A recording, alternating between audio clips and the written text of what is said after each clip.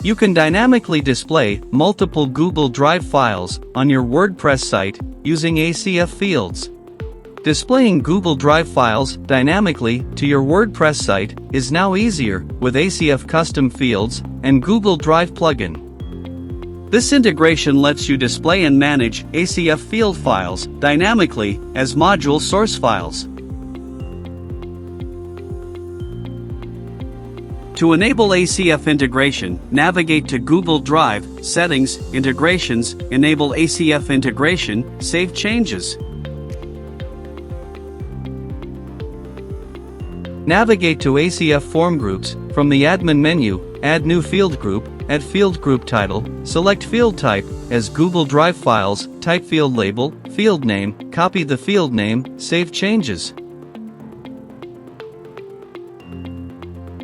Navigate to any page or post, add new block, search Google Drive modules, select your preferred module. Click Add File button and select desired files from Google Drive. To configure the module, navigate to Source tab, enable Use ACF Field Files, paste the field name in ACF field key, copied from the previous step, save changes.